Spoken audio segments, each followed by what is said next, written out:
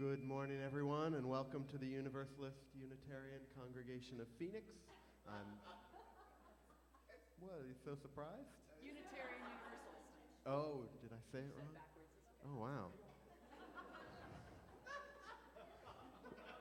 Hello, everyone. Welcome to the Unitarian Universalist Congregation of Phoenix. I know, right. Low bar here. I'm Benji Messer, music director. I use he, him pronouns. I'm very glad to have our choir and Taylise on piano with me today. Today's service considers issues of anti-black racism, and so all of our music is drawn from the African-American heritage. Our opening hymn is the old spiritual Hush. Please rise in body or spirit and sing it with us.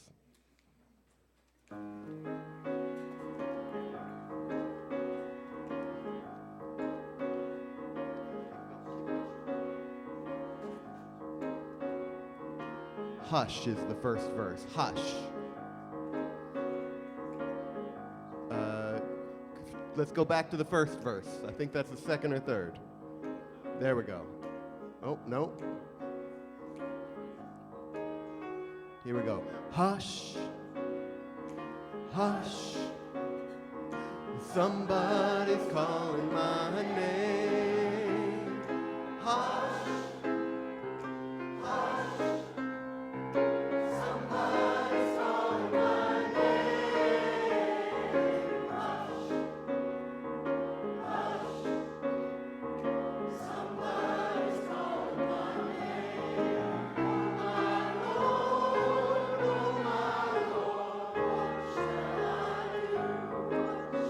Sounds like freedom.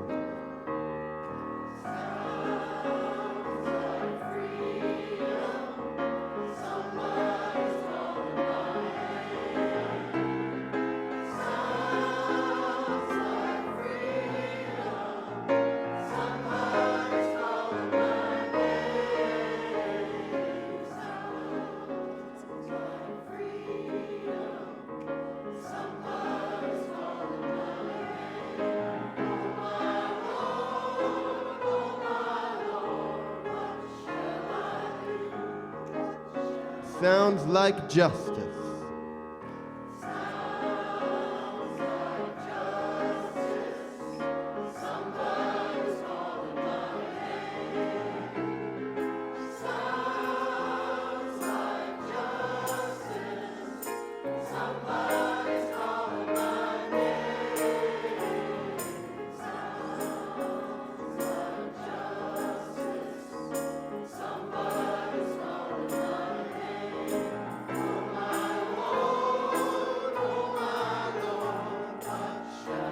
This is a hymn about death. Here's that verse. Soon one morning, the death come creeping in my room. Oh, soon one morning, the death come creeping in my room. Soon one morning, death come creeping in my room. Oh my Lord, what shall I do? What shall I do? I'm so glad. I'm so glad. Trouble don't last always. Oh, I'm so glad. Trouble don't last always. I'm so glad. Trouble don't last always. Oh my Lord, what shall I do? What shall I do? Y'all sound beautiful. Please remain standing for our chalice lighting.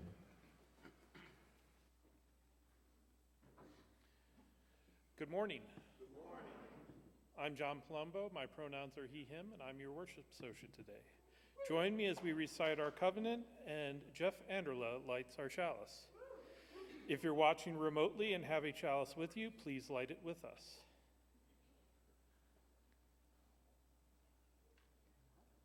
Love is the doctrine of this congregation. The quest for truth is our sacrament, and service is our prayer. To dwell together in peace, to seek knowledge and freedom, to share our strength in fellowship, thus do we covenant. Please be seated.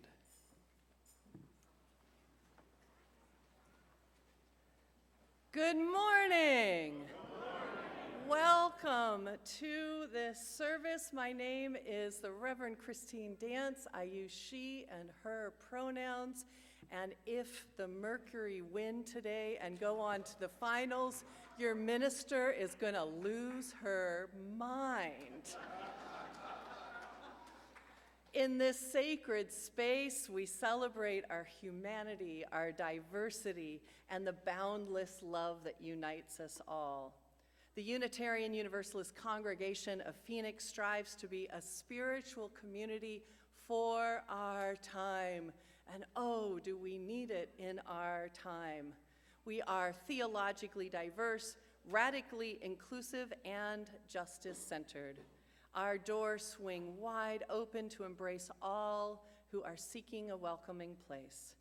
May our worship today be a source of inspiration, a comfort in challenging times, and a call to action. If you are new here, we are so glad you found us. I met a number of new people coming in, and someone who hasn't been back for like 40-some years. Would you wave and just say hi if you are new here today with us? Yes, hello. Welcome. We are so thrilled to have you. Each Sunday is different here, so please come back a few times to really get to know us. I do have a few announcements. We do have an election day this year on November 4th. It's rapidly approaching. Given the current and political environment, your civic engagement team urges you to confirm that your registration is active. You can find a link on Compass, or if you would like, see us at the back table. Brad's right back there. If you would like to learn more about Unitarian Universalism and UUCP here, come to our starting point session on the morning of Saturday, October 18th from 9 to 1. You're going to get a better understanding of who we are, what we stand for, and get to meet a bunch of other new folks as well. Bagel, fruits, coffee, and juice are an added bonus. See Compass to register. And today at noon, our new group for our LGBTQ plus folks is gathering.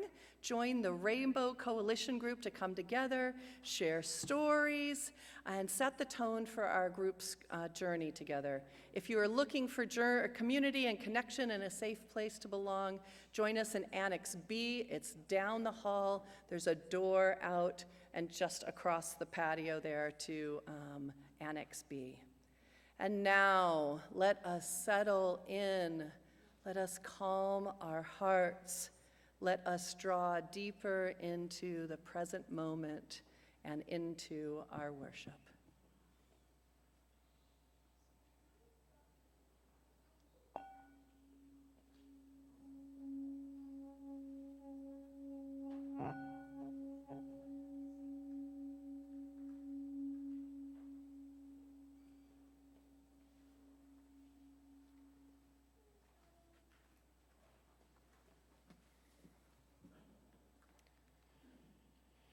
Our opening words are from Peter Bromberg, who says, "When we avoid difficult conversations, we trade short-term discomfort for long-term dysfunction."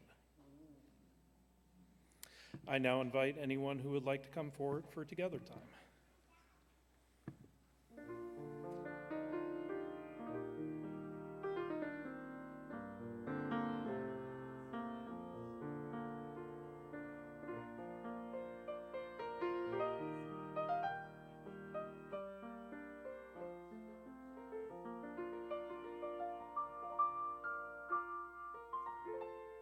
And while we are having everyone come up, can we say hello to all of our folks joining us online?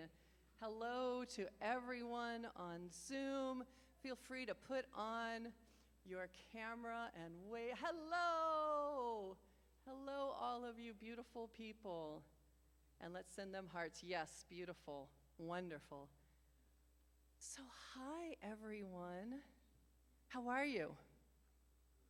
Good. So who here has ever had a discussion before?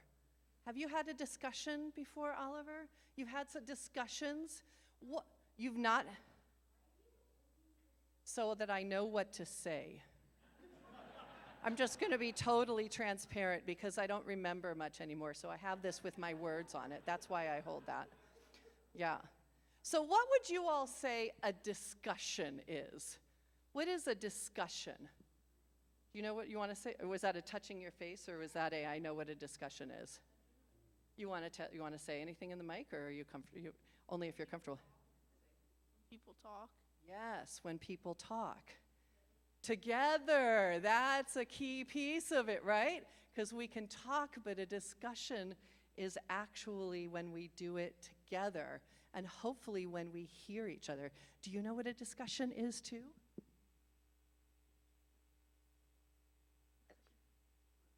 Talking with people for a long time together. Yes, talking with people for a long time, because sometimes it takes a long time to actually really hear and share your feelings and what your thoughts are, right? So sometimes the together, and sometimes it's not just a quick hello, right? A discussion is more than that. So I would like to do a little exercise if you all are open for that. I like interactive ones. So if you're okay with standing, would you stand here? And we're going to have a spectrum, which kind of means we're going to have a range. So over where Emrys is, that's going to represent easy. And over here where Oliver is, that's going to represent hard. All right? So I want you to think about some discussions you've had, and rest of the congregation, I want you to think about where you'll be on this as well. So, is it easy or hard to have a discussion of what should we have for dinner? It's not clear cut, people. Yeah, I was going to say, it's not. You would think that would be clear cut. Not always. Okay. So see, right off the bat, we have a sense, very easy for these two. You're fine, whatever in the fridge, we're good. To, oh, what are we all going to have that we can, I'm so tired of trying to figure out what we're going to have for dinner tonight. You guys are in the middle. Is that easy, hard for you? We have 6 people. So it's trying to figure out something that can work for all of them. Okay, a discussion from easy to hard. How was your day today? Easy or hard?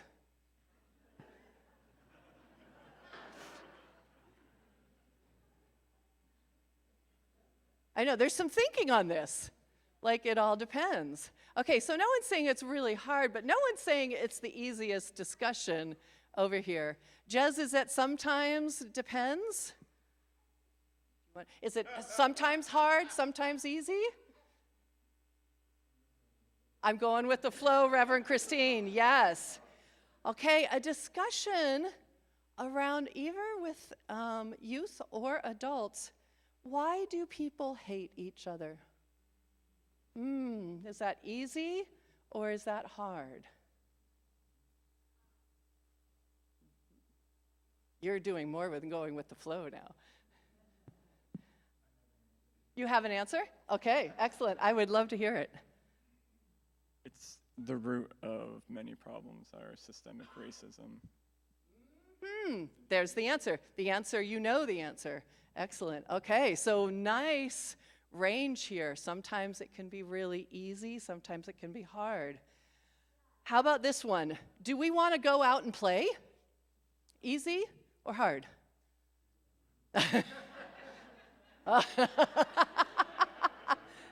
We have a split decision in the family. I see how this works. So now and then so Jez said the root of that is racism. So What is racism? Is that an easy conversation or is that a difficult conversation? Is it a hard one or an easy one? Is it a hard one? Yeah, is that hard? Yeah. You want to say that in the microphone? Yeah? Sometimes what? Daddy, when he makes dinner, it tastes disgusting. Yeah, we're still back at how hard it is to do dinner. That is also, I mean, that's similar. Okay, so we're seeing a real range here today. And then the final one for you, a conversation of, do you love me? Is that easy or is that hard? Yeah? Is that?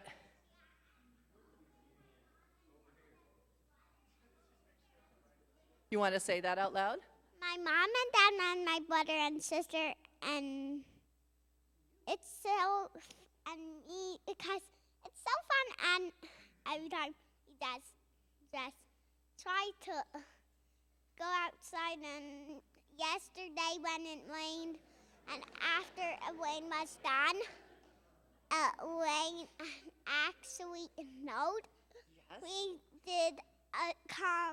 We did a walk around. That's awesome. Okay, I needed that discussion. Didn't you all need that discussion?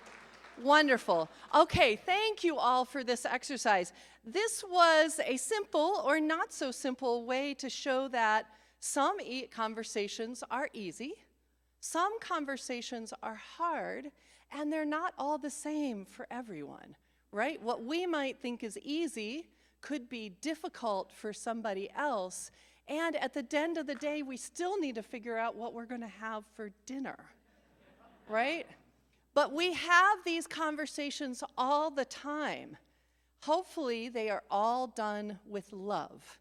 They are done with love and respect and recognizing that someone else is a human being just like we are. And when they are done with love, hopefully all the conversations and discussions can be made easier. So thank you for coming up. You can return to your seats. Thank you for being my human demonstrations.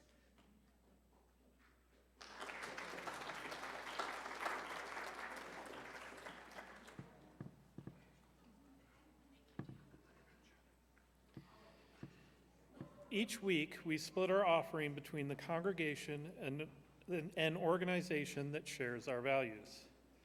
For September, our Share the Plate partner is Gabriel's Angels. Gabriel's Angels helps children learn, heal, and grow through life-changing pet therapy. They provide goal-related pet therapy visits that improve the quality of youth's lives through the power of the human-animal bond, teaching core behaviors that they might struggle to learn through traditional channels. Their therapy programs are delivered to schools, shelters, and other youth-serving organizations free of charge. For all that you give, we are so grateful. Ushers, thank you for your willing hands in helping us pass the plate.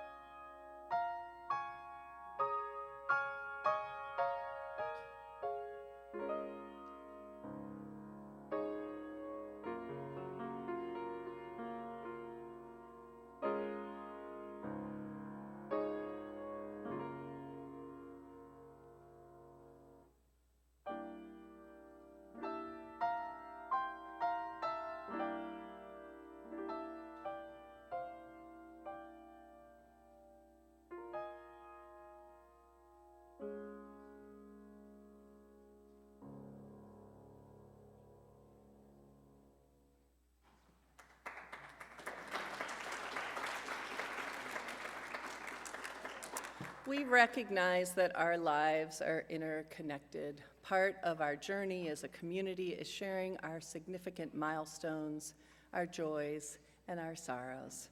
You can put a note in the chat in Zoom, and next week, if you want, there are cards at the back table in the back of the sanctuary where you can share.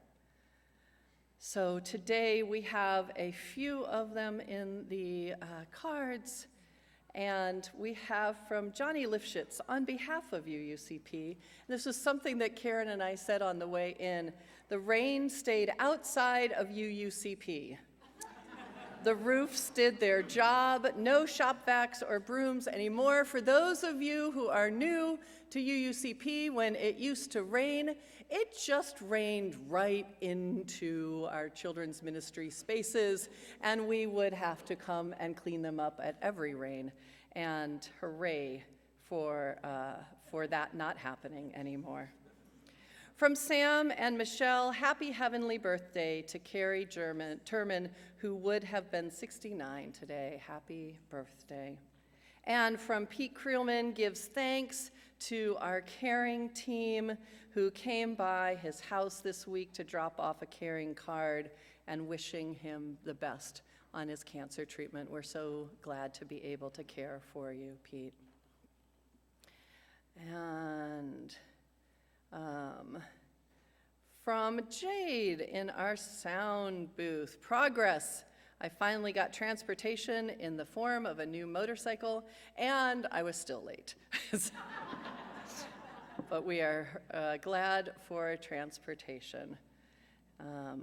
May our joys and our sorrows, those named and those held in the silent sanctuaries of our heart, help us draw closer and care for each other. I invite Isaac Castro, our ministerial intern, to come up for our meditation prayer.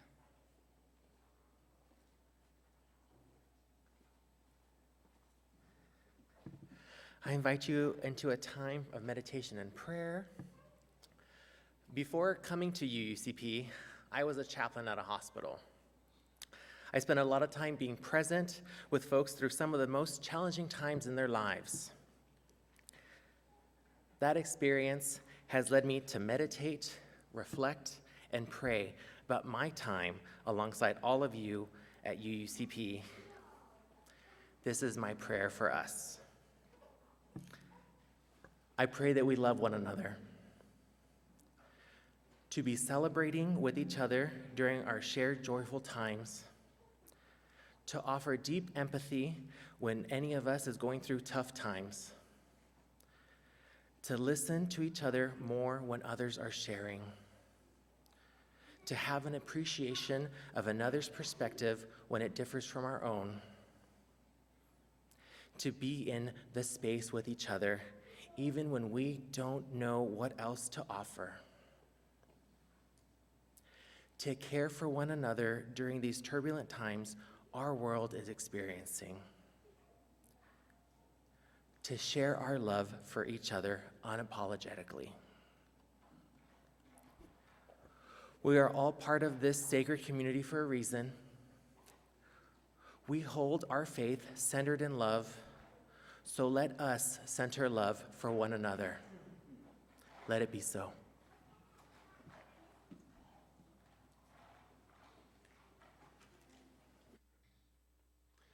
Our middle hymn is a spiritual of asking for help. You can sing the whole thing, or you can do it as a call and response and just respond while I run this race. Choir, please rise. Give them a minute to sit.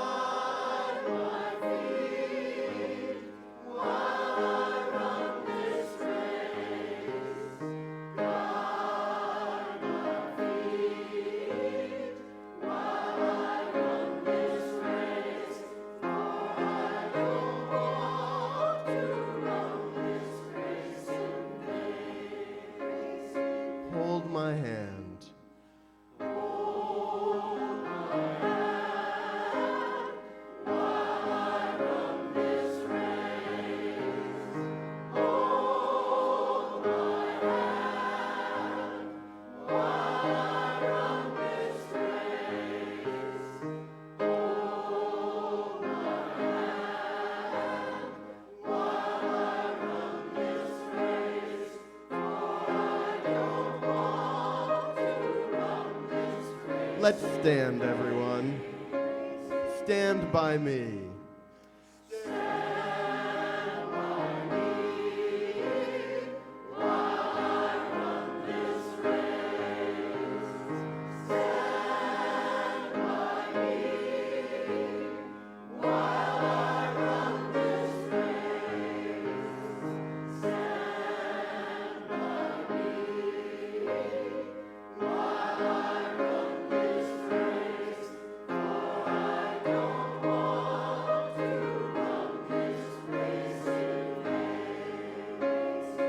Search my heart.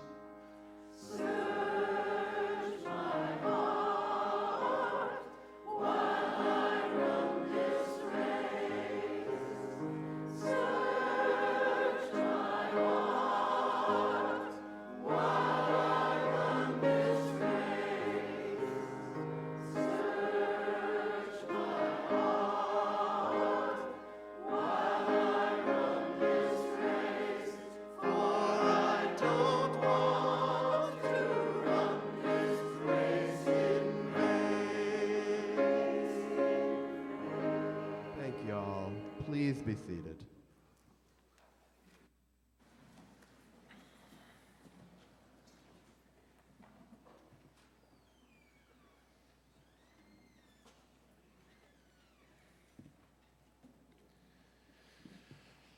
For 5 months, from March to July, while Reverend Christine Dance was on sabbatical, we had the honor to have several different preachers lead worship with us. On the last 2 Sundays before Reverend Christine returned, Reverend Yadni Hailu graced our pulpit. In her second service, after feeling both safe and courageous to speak her truth, she brought up feelings she felt after seeing the statues in our memorial garden. Without knowing the context of the art, but knowing the context of her heart, she said some difficult and uncomfortable words to us. These words and thoughts about the statue over the years are the foundation of the service. Instead of paraphrasing what Reverend Yadni said, we'd like to share her words with you with her permission. Okay, we're on the same team, right? That feels good. Okay. After my sermon last week, I wanted to walk in the memorial garden to decompress, and I'm usually like a huge fan of like art and statues, so I walked over, and when I read the plaque, I felt a familiar drop in my gut.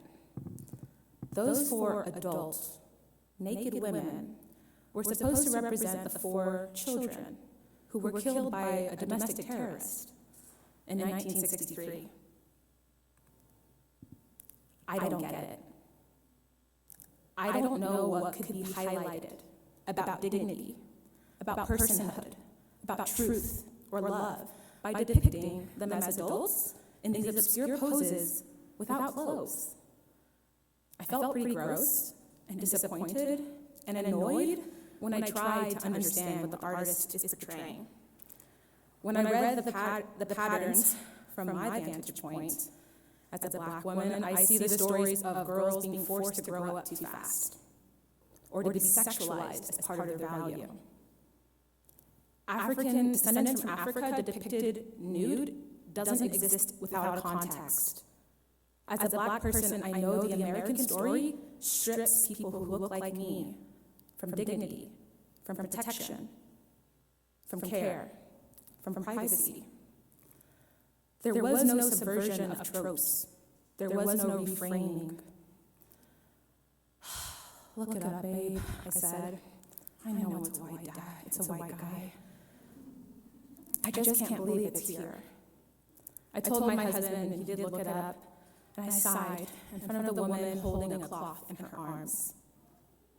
How often I've seen my aunties, my mom, how much I've seen them asked to give. How much I've been asked to give from emptiness. Tragedy presented tragically. She doesn't even have clothing for herself, but she has some in her open arms. I continued walking around, and I saw one woman, looks like her hands and her hair like this. Frustration? I wondered. Like the constant frustration of being in a society that doesn't get your humanity? Is that what she's missing out on by being murdered? She doesn't get to grow up and endure the generally dehumanizing and the sort of sexualizing gaze of like whiteness? I don't get it. Instead of transported to this reminder of life or a monument for the children's inherent value, I saw a chopped up story of American mess and wrapped up in grief on display. I don't think he artistically reframed truth. I felt like, well-intended or not, he added to the crime of erasing the kids. I plopped down on one of the benches thinking, well-meaning UUs, what are we going to do? Who's going to tell them? Well, the statues are older than me. Do they already know how icky it is? Do they love the statue? They probably love statues. Statues probably represent something in the community. If they're right here in the Memorial Garden, okay. Well, I'm not in this community, I'm visiting, so. But would they update the story so someone like me doesn't feel alone in this dissonance? I sat on the bench thinking, does it matter that I, a random black woman, 30, from Tulsa, Oklahoma, of Ethiopian descent, feels insulted by some art? I thought of the inherent value of life, for the principles of Unitarian Universalism. I thought of the pattern of life, which examines stories to build strong communities. It does matter. It matters like having a bathroom that anyone can go in does. It matters like having an accessible entrance.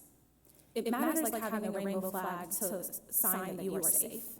It matters in this context.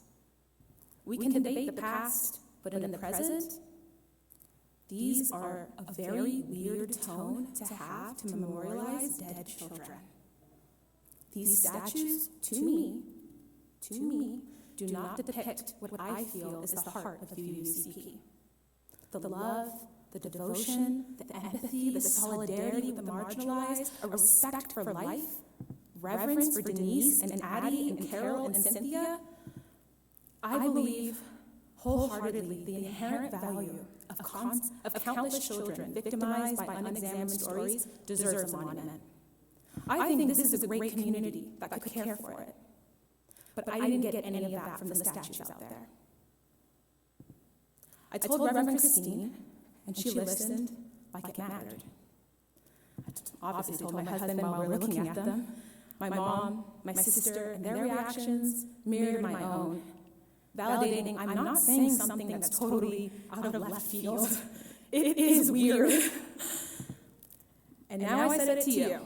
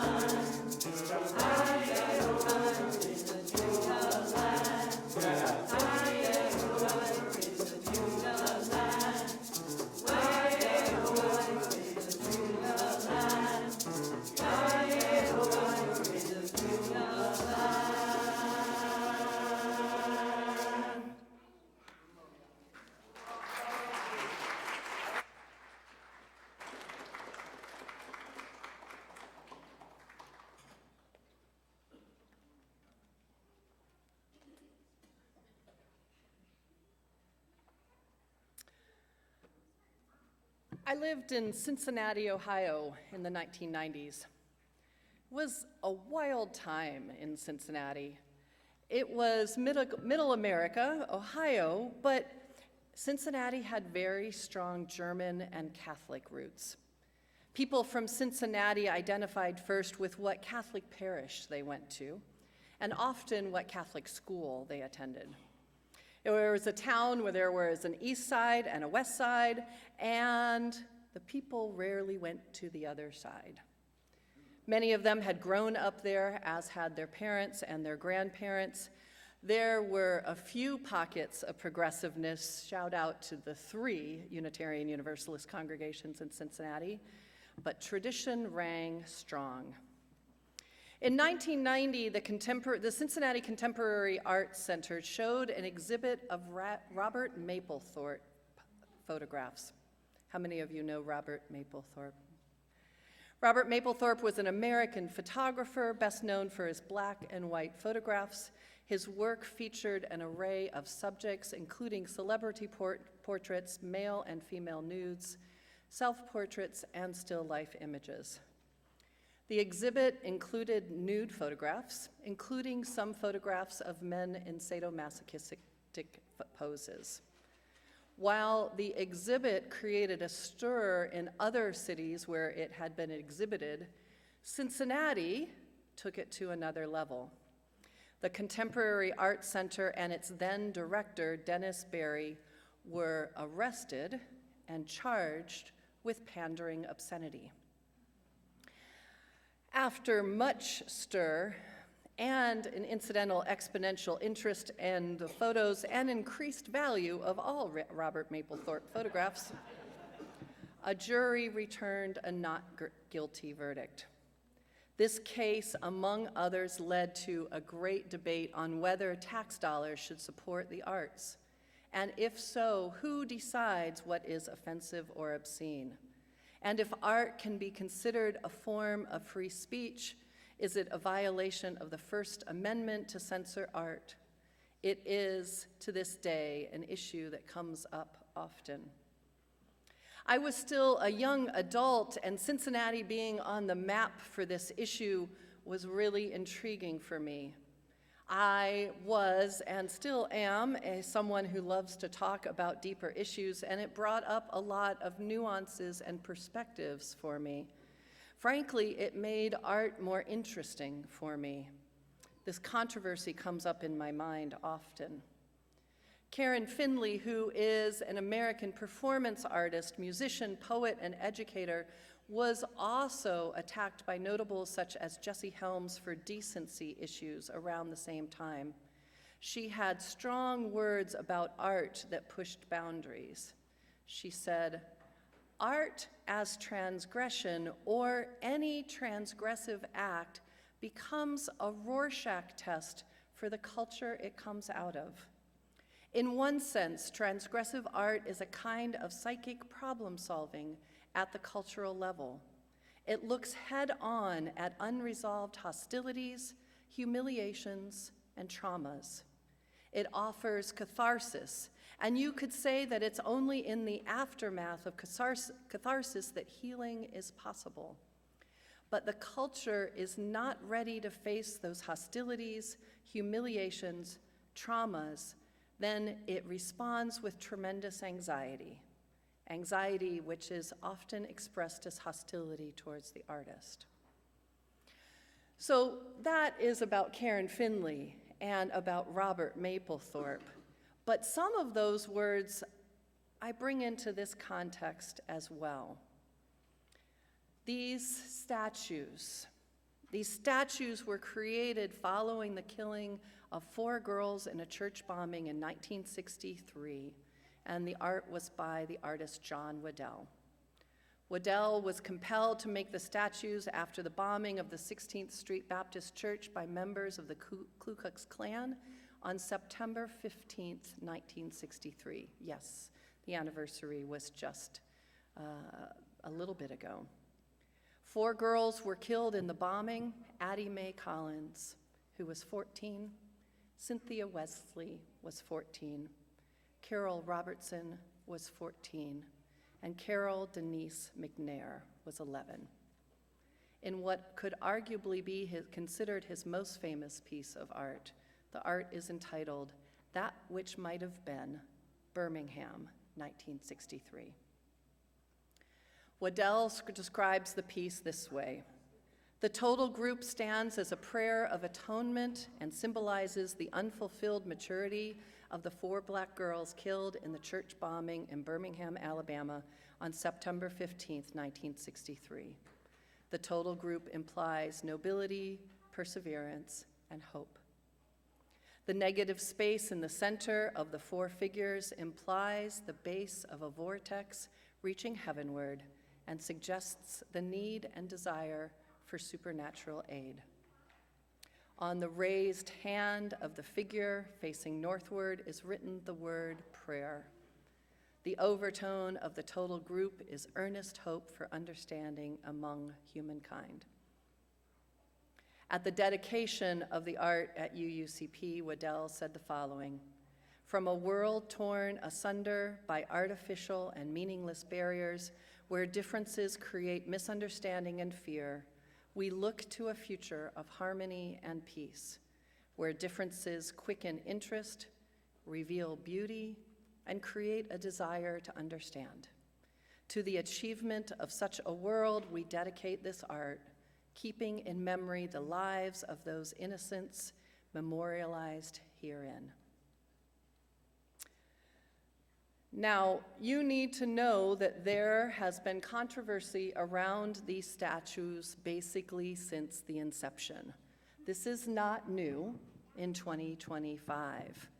Some of that controversy remains, and some of it is new with our evolving understanding of race, sexualization of Black bodies, and the impact and basically our consciousness thinking about the role of statues and what they mean in our public spaces. A little bit of a history of some of that context is Waddell made 2 casts of this piece of art. Around 1992, just before the 30th year anniversary of the bombing, Reverend Christopher M. Hamlin from the 16th Street Baptist Church in Birmingham led a campaign to bring the sculptures to Birmingham. Hamlin traveled to Arizona to see the work and meet the artist. John and Ruth Waddell used personal funds to recast the work, and the Waddells traveled to Birmingham to talk to the families. And in the end, one of the families did not like the girls being nude, and therefore the second casting never made it to Birmingham. It is currently at the George Washington Carver Museum and Cultural Center here in downtown Phoenix. According to one of the newspaper articles about the statues, the UUA, our denomination in Boston, their anti-racism task force, sent a letter decrying the statues and stated that they should be removed. The letter stated, "The statue is weighted with both historic and contemporary symbols of oppression," it reads. "Among these is the historic availability of Black women as sexual objects to white men, the definition of the future of these girls as one being merely sexual objects, and the visual similarity to the statues to depictions of slave auction blocks." Waddell's daughter, Amy, who I actually spoke to last week about this, is quoted in one of the articles saying, Amy said her father listened closely to the criticism and never took it personally. She says, he knew the history of America and he understood where that was coming from, she said. His intent was to really honor those families and those girls and to put a stamp on that moment and say never again. So there's some context. It's important that we not look at those statues just as they are now and act like they just showed up last week and we don't know the intent, the thought, and the history behind them. Context matters. And context is not all that matters. There are several things that are true, and remember how important, I say it all the time, that we recognize that several things can be true at the same time. John Henry Waddell was a white man. He used white models to pose for the statues. The statues were supposed to be symbolic of the future that the little girls represented, not the girls themselves. That was his intent, no matter what the impact is, and we know that there is a difference between intent and impact. John was a fierce champion for racial justice and progressive values. He was a close friend with Eugene Grigsby, a black artist who was a very, very influential member of this congregation, who was a big champion of having these statues here on our campus. As you saw in the photos, the statues used to stand in water, and water is difficult to keep flowing in the desert. They are now surrounded by rocks after several attempts to keep water pumps functioning in the dry and the heat, and they failed. Waddell did the majority of his statues in the nude, as have artists throughout time. This includes his nude dancers that are in front of the Herberger Theater downtown. He's quoted saying, "The taboo against the human form in our society is very great, and yet at base, almost everyone will agree that the human form is beautiful. Besides, clothing dates a piece almost immediately." Black bodies, especially female black bodies, have been over-sexualized for hundreds, if not thousands of years. We have evolved in our thinking about race, acknowledging that our own social location changes how we experience and perceive race. There has been much more focus on statues in the last few decades, recognizing what has been commemorated, why, and what the legacy of some of those statues are, including listening to the voices who are most harmed by the impact of statues. Some black members of this congregation love these statues. Some black members of this congregation don't like them. Some white members of this congregation love these statues. Some white members don't like them. Those are all truths, all at the same time. So let me name another truth. Reverend Yadini, who is a dear friend of mine, preached the week before I came back. And recency bias being what it is, a lot of you wanted to speak to me about it immediately. Some of you said, many, I would say like a dozen, what are we going to do about the statues? That was the most popular question I had. Some of you said, I agree with Reverend Yadini. Some of you said, we're not getting rid of the statues, are we? All of these are reasonable questions. But I want to note, and I spent a lot of time reflecting on what all of those questions had in common. They all implied two things. First of all, asking me what we were going to do. And they all implied a rush to a decision. What are we going to do about the issues of the statues. I found this really interesting, and I thought about it a lot. What did it mean that everyone was asking, what are we going to do? After them existing for 61 years and being on this campus for all of that time, how are we going to make a decision quickly and have this over with? Even the assumption that we had to do something, much less that we had to do it right away, is an assumption. Personally, I think that this is a sign of white supremacy culture that I have had to counter in myself. The rush to do something rather than exist in the discomfort that not doing something often requires. I often find that we want to move right to action without going through the steps of discernment because, let's admit it, living in all of the questions, exploring all of the nuances, having differences of opinion, and possibly real conflict where someone could get mad at me, and having all that time where we don't know the ending and the outcome and the decision can be downright uncomfortable, anxiety-provoking, complicated. And here's another truth. This congregation can do whatever it wants. These statues were put on our property 9 ministers ago. 9. There will be ministers that come after me.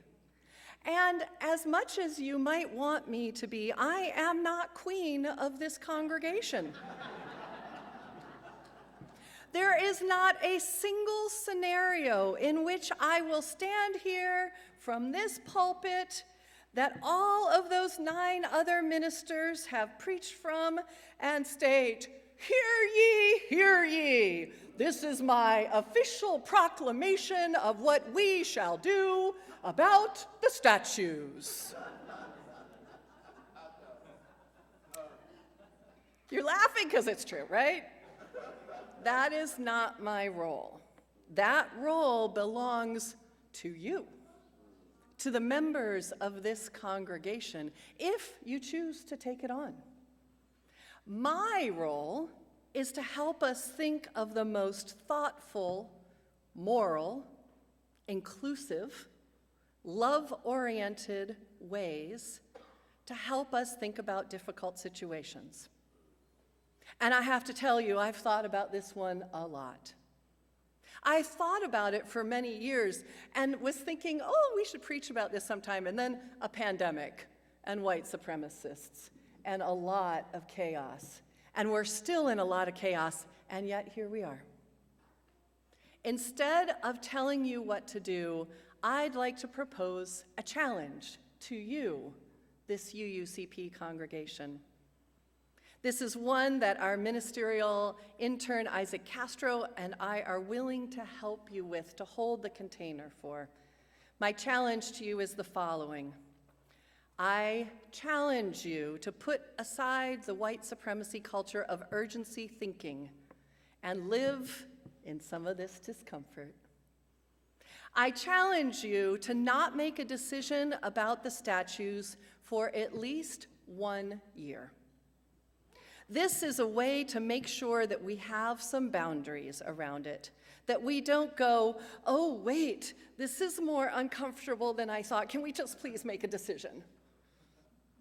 I challenge you that in this year you participate in a series of discussions about the many different aspects of this topic and really engage in this discussion. We have the opportunity to not just talk about the statues, but about all of the issues that are related to them. Let's learn more of the history of the 1963 Birmingham bombing. Let's learn more about what each of the figures represents and how the artists crafted them. We have all of that in John Waddell's own words. Let's talk about the role of art in social activism. what role it plays, what role it doesn't. Let's talk about our own individual identities around race and gender and class, and how that changes our perspectives, and that people with the same identities can have different opinions. Let's talk about the history of how Black bodies have been depicted and the impact of that on our society.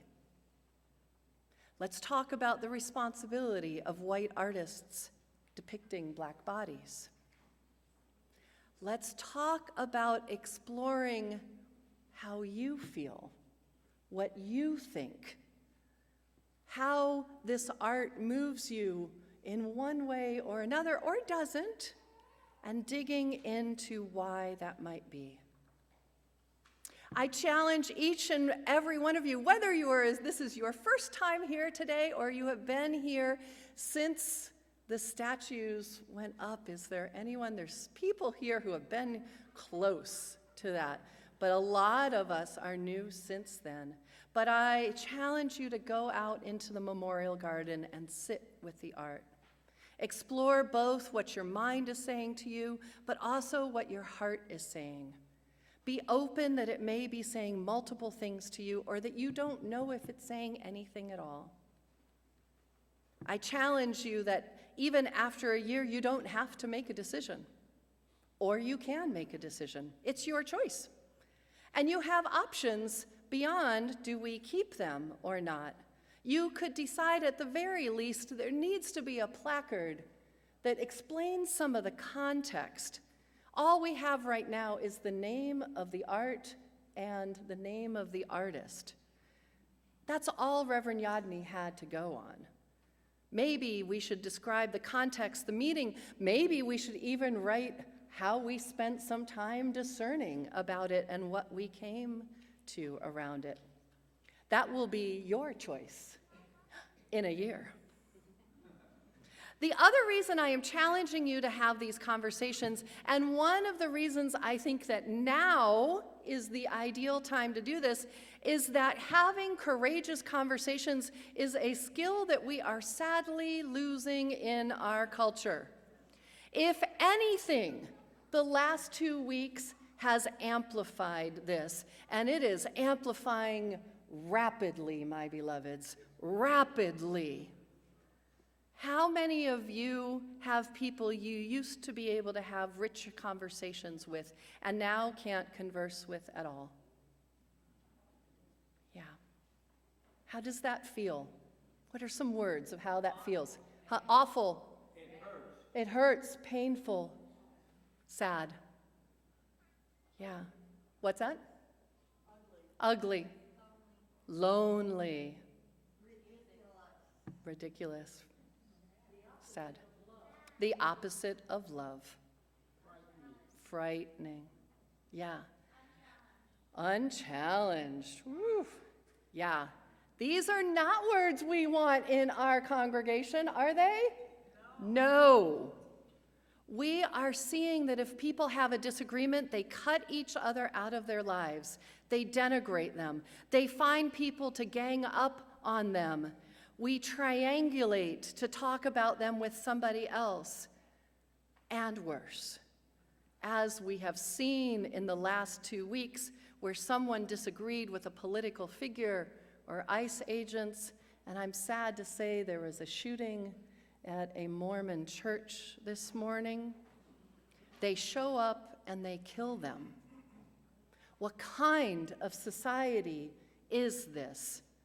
It has become not only difficult to have conversations where we disagree, it has become dangerous. Here at UUCP, I believe that one of the main reasons we are here together is to practice being the type of people and the type of community we want to see in the wider world. So, my beloveds, I am urging you to practice being these people. If you can't do it with the other people in your life, we can do it with each other. We can do it. Can we practice all the things that can come out of this exercise, including having multiple perspectives on an issue, still respecting and caring for a person even if they have differing views on this issue, being open to being convinced one way or another, or being open to trying to convince someone else without denigrating them, casting them as evil, racist, immature, or uninformed? Can we practice learning about how another person thinks and honoring the dignity and worthiness that that person still has and that their beliefs are still valid? Here's the thing. Right now, many of the conversations in our society are so very difficult because what we are arguing about is literally the ability for some people to exist. Those are hard conversations. If you are asking someone whether, not only whether trans people really exist, yes, they do, whether they are able to exist in the way that feels whole to them, yes, they should. If people are illegal, no, they are humans. Whether people are allowed to love who they want, yes, they can. These conversations are almost impossible when we can't even agree on the definition of someone's humanity. That is what is splitting us apart. But we can talk about art. I know we can.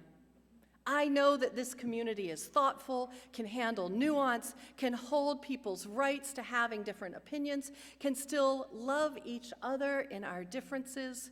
And I think practicing this is not just an exercise of the statues in our backyard, but it is a critical skill for how we make it through these hellscape years. I actually think that the artist John Waddell, who died in 2020, right before the pandemic, would get a kick out of this. He knew that there was controversy around the statues. He embraced controversy. I have heard amazing stories about him, but I want to think that he would appreciate it that we are using his art 61 years later as a tool for discussion, reflection, and learning how to be a better humans when he was making art for a time when we were having problems being better humans. After all, is that not the goal of art? So as a reminder, I don't have a horse in this race. I have opinions. But so do you. So do you. And that's all they are, is my individual opinions. My priority is to create an environment where we can courageously talk to each other, where we can learn, where we can practice. This is an invitation to you. So what do you think? Do you want to take me up on my invitation? Okay.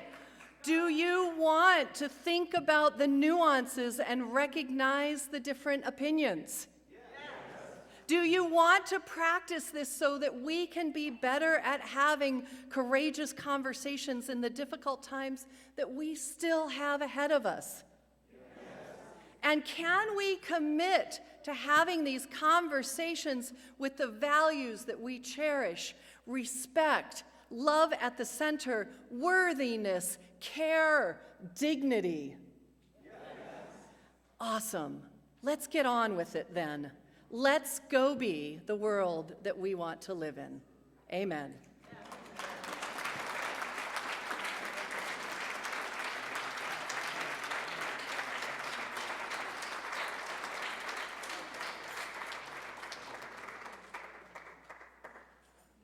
Amen, everyone. Thank you, Rev. Christine. We close with a spiritual about working things out in peace together down by the riverside.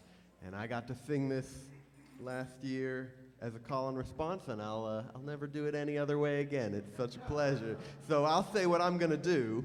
Like on the first lyric slide, I'll say something I'm gonna something. Go to the first lyric slide, just so for folks who don't know it. And you'll say, down by the riverside, down by the riverside, down by the riverside. You know, I'll say what I'm gonna do. Down by the riverside and study war no more.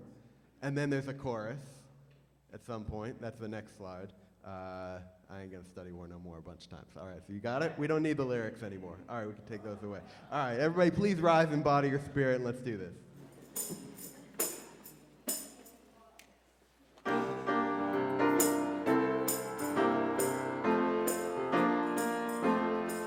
I'm gonna lay down my sword and shield down by the riverside. Down by the riverside. Down by the riverside. I'm gonna lay down my sword and shield down by the riverside.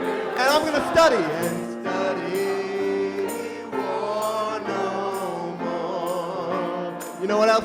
I'm gonna lay down my heavy load down by the riverside. Down by down by the riverside. I'm gonna lay down my heavy load down by the riverside. And study war no more. I ain't gonna study. I ain't gonna study war no more. I ain't gonna study war no more. I ain't gonna study war no more. I ain't gonna study war no more. I ain't gonna study war no more. I ain't gonna study war no more. Let's keep this going a little longer. I say I'm gonna shake hands around the world down by the riverside. Down by the riverside. Down by the riverside. I'm gonna shake hands around the world down by the riverside. And study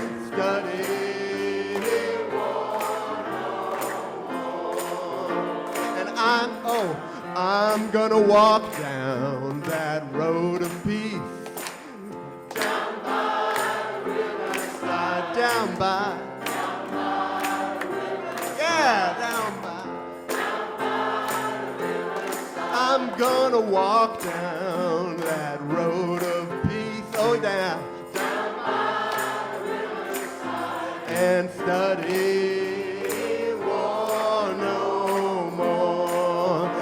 I ain't gonna study war no more. I ain't gonna study war no more.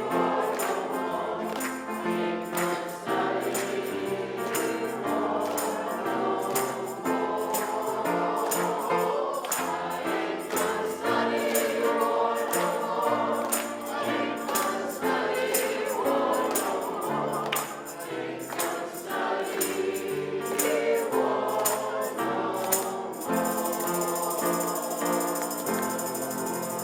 Please remain standing for our chalice lighting.